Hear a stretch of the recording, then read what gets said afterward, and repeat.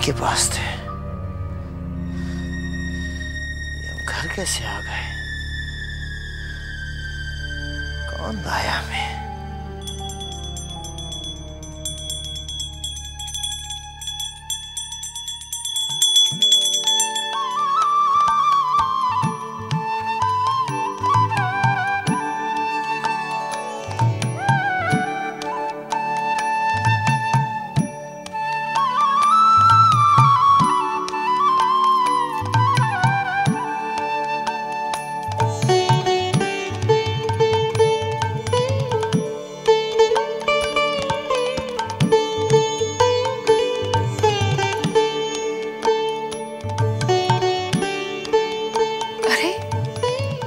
उठ गए?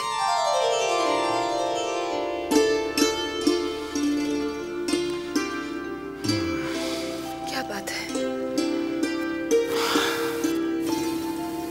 रात को हम जान बाजार से यहाँ कैसे आए? आपको जरा सा भी ध्यान नहीं? कुछ ज्यादा पी ली थी हमने। रात वाली बात क्या मैं इन्हें बता दूं? शायद ये विश्वास न करें। चुन्नी के प्यार का भूत जो इन पर सवार है, मुझे प्रतीक्षा करनी चाहिए। कल रात मैंने अपनी आंखों से जो देखा है वही ये देखेंगे, तभी इन्हें विश्वास आएगा। भाई क्या सोच रही हो तुम? हम पूछ रहे हैं तुमसे रात को हम यहाँ कैसे आए? जैसे आप रोज ही आते हैं वैसे ही। मैं जरा बंसी से कह देती हूँ कि आपके लिए स्नान का पानी गर्म कर दे। बंसी, चिंता।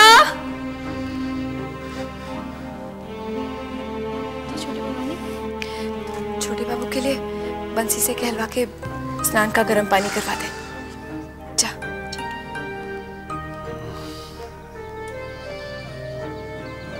बाबू, छोटे बाबू, मैं अंदर आ सकता हूँ?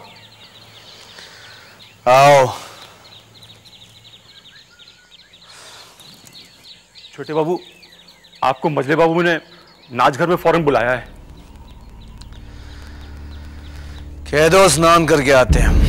नहीं सरकार, उन्होंने मुझसे कहा है कि आप जिस हालत में भी हो फौरन चले आए।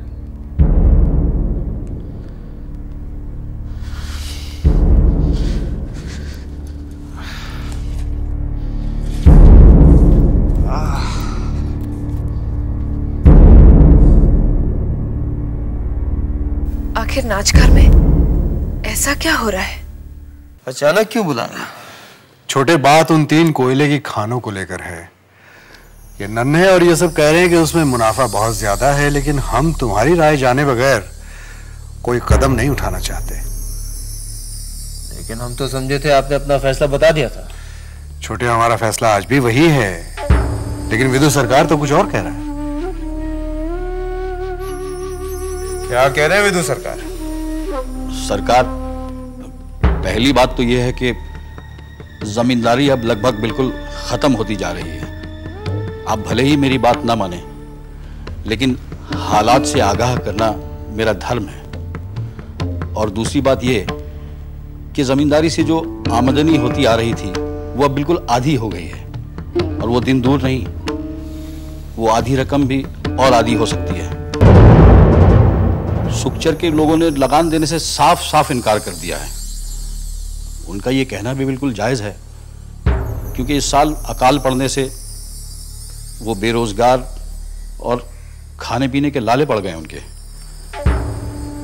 सरकार, ये सब देखते हुए हवेली, नौकर चाकर, आप लोगों के ऐशो आराम, कोई ना कोई कारोबार तो करना ही होगा ना। साफ साफ बताइए विदु सरकार, आप कहना क्या चाहते हैं? सरकार, अगर कारोबार न किया, आमदनी न हुई, तो बैठे बैठे एक दिन कुबेर का खजाना भी खाली हो जाता है। सरकार, आपकी क्या राय है भाई साहब? पहले हम तुम्हारी राय जानना चाहते हैं छोटे। भाई साहब, आप अच्छी तरह जानते हैं कि हम कोई फैसला नहीं करते और आपके फैसले को सर आंखों पर रखते हैं। आप जो फैसला लेंगे सही रहेंगे। ये बताइए आपने क्या सोचा?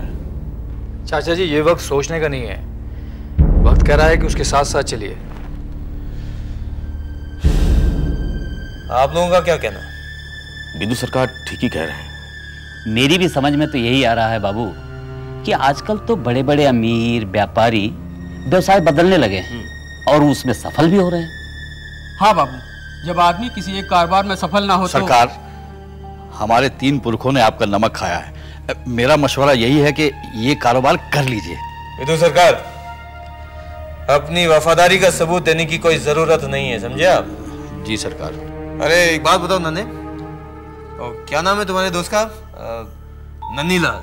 हाँ, वो नन्नीलाल और हाबुल इतनी दिलचस्पी क्यों दिखा रहे हैं? उनका क्या फायदा? हाबुल दत्त ससुर होने की वजह से मेरी मदद करना चाहते हैं।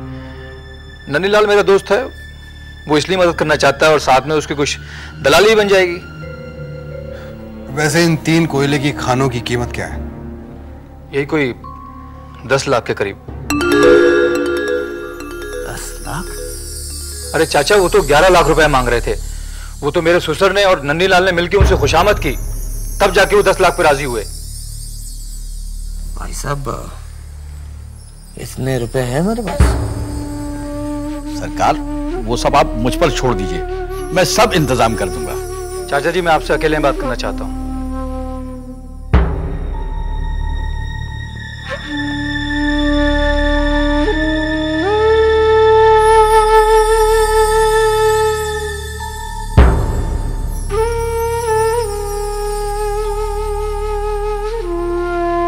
ये कोयले का टुकड़ा है और ये उसी खान से मिला है चाचा। और इसमें देखिए क्या है, हीरे हैं, हीरे।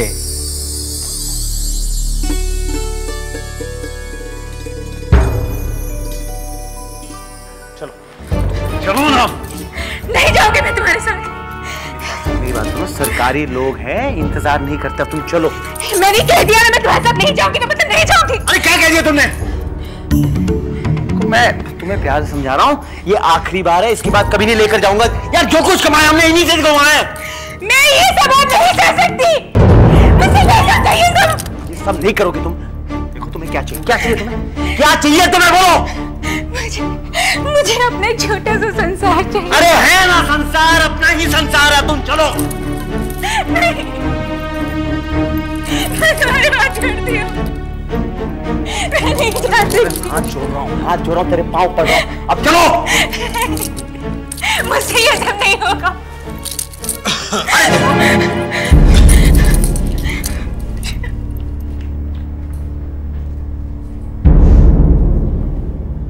क्या बात है बंधु, सब ठीक तो है? तुम बहुत सुखी हो, तुम्हारी शादी नहीं हुई है ना? अच्छा है, शादी मत करना कभी। बंधु, ये सब कुछ तो चलता ही रहता है। वैसे आज तो हम जश्न मनाने आए हैं। कमाल का दिमाग है तुम्हारा बंधु, कमाल का दिमाग है। क्या फायदा हुआ तुम्हें वो कोयले वाले मामले में? वाह। जमींदार नहीं है ना, चौधरी नहीं है आपकी तरह, हम मजदूर है। दिमाग तो दिमाग से मजदूरी तो करना ही पड़ेगा ना, इसीलिए तो ये सब, ताकि हम आपकी मजदूरी कर पाए। तो ऐसा है बंधु, कोई कारोबार हमें भी बताओ, हम और बड़े बनना चाहते हैं, विलायत जाना चाहते हैं, हमें भी कोई कारोबार बता दो। तो बालक, पहले गुरु दक्षिणा। गुरु दक्षिणा भी मिल जाएगी, पहले जश्न तो मनाए। तो चले।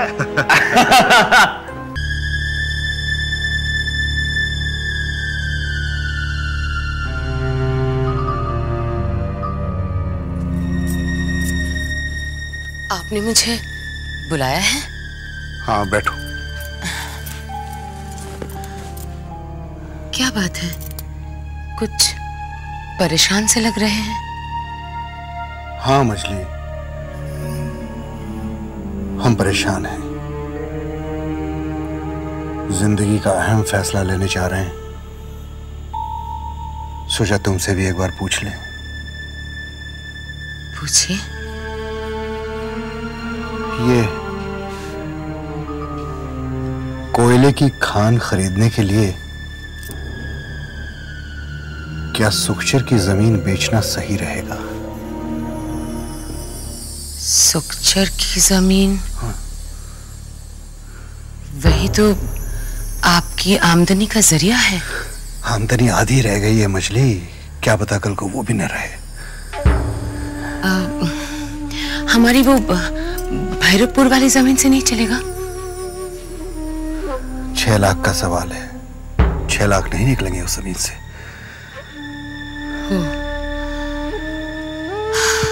क्या करें? अगर खान में ज्यादा फायदा है तो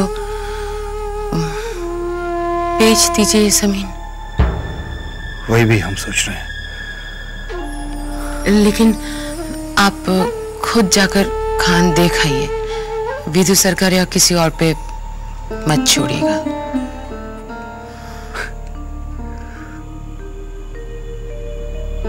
तुमको जितना हम बुद्धू समझते थे उतने तुम हो नहीं।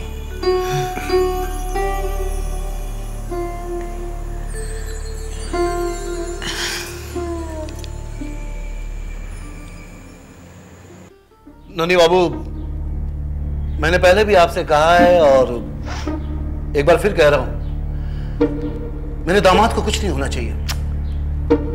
आप फिक्र करने की क्या बात है? फिक्र हो रही है मुझे, इसलिए फिक्र कर रहा हूं। 10 लाख रुपए लग रहे हैं कारोबार में, और 10 लाख रुपए जुगाड़ करने का मतलब हुआ सब कुछ बेच बाच कर अपनी इज्जत शानो शौकत दांव पर लगा देना।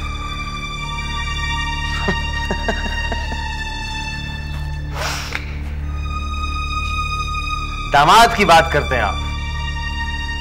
10 लाख देखकर घबरा गए आप। हाँ, घबराने वाली कौन सी बात है? बात है, घबराने वाली बात है। दामाद जी के कहने पर उसके मझले चाचा और छोटे चाचा इस कारोबार में पैसा लगा रहे हैं। अगर कुछ ऊंच नीच हो गई तो बुरा सोचोगे तो सिर्फ बुरा होगा। अच्छा सोचो तो अच्छा ही होगा। 10 लाख रुपए लगा रहे हो तो 20 लाख कमा के ना हो गया। जमीन का क्या हुआ? सुना है मजले बाबू ने विधु सरकार से कहा है कि खरीदार की खोज शुरू कर दें। अच्छा कहा है।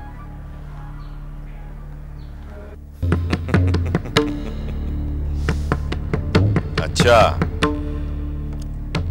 तो ये हालत हो गई है अब। सुखचर की जमीन बेचने के लिए खरीदार ढूंढा जा रहा है। कोई खरीदार मिला नहीं।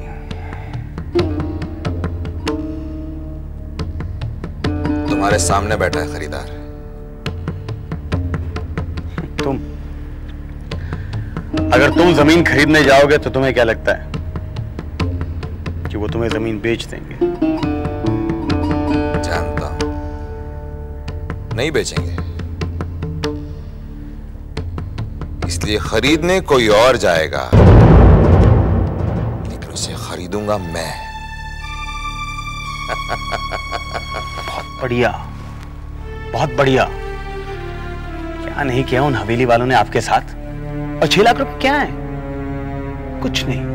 बहुत अच्छा सौदा है, बहुत अच्छा सौदा है। देखिए, अगर कल जमीन बेचने जाओगे तो 1-2 लाख तो ऊपर से कमा के ही जाओगे। मैं उस हवेली के लोगों को नीचा दिखाना चाहता हूं। उनकी नाक जमीन पे रगड़ना चाहता हूं। ये सौदा मैं इसलिए नहीं कर रहा हूं कि मुझे 1-2 लाख का फायदा हो। जमीन का सौदा इसलिए कर रहा हूं ताकि उस हवेली के लोगों को बर्बाद कर सकूं, तबाह कर सकूं उस हवेली को।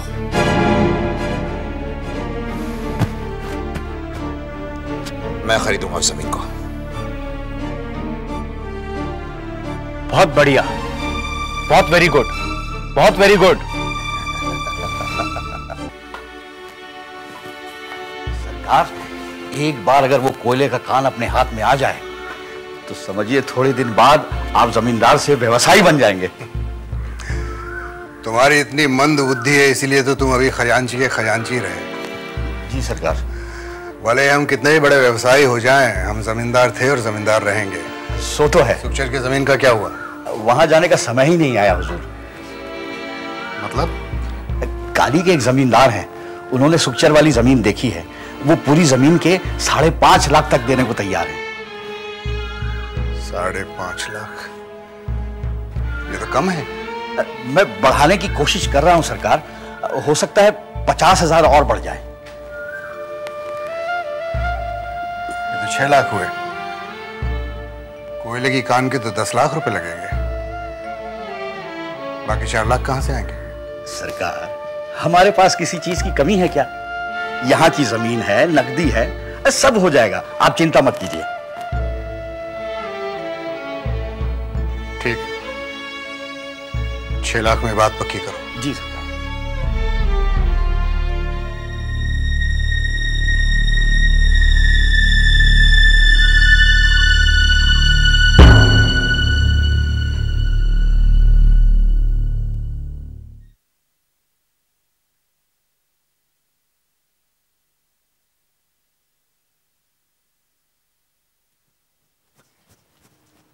बड़ी माँ, आपने सुना?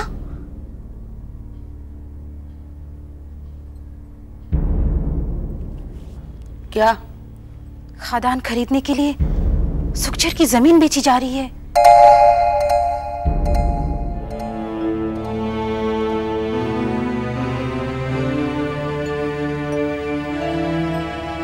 क्या हुआ बड़ी माँ?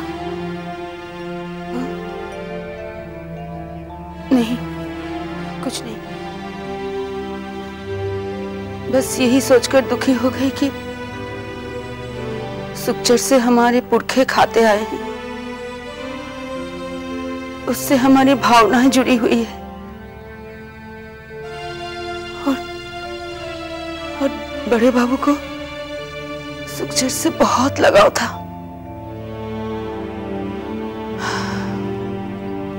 लेकिन करे भी तो क्या, मजले बाबू भी मेरे बेटे के अच्छे भविष्य के लिए सुखचर की जमीन बेच रहे हैं और मैं भी जीते जी यही चाहती हूँ कि मेरा नन्हे कुछ करने लगे।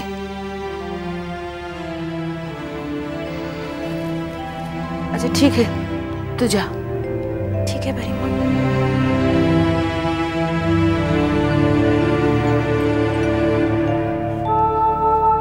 बड़े बाबू, बड़े बाबू, अपने बेटे की खातिर मुझे माफ कर देना।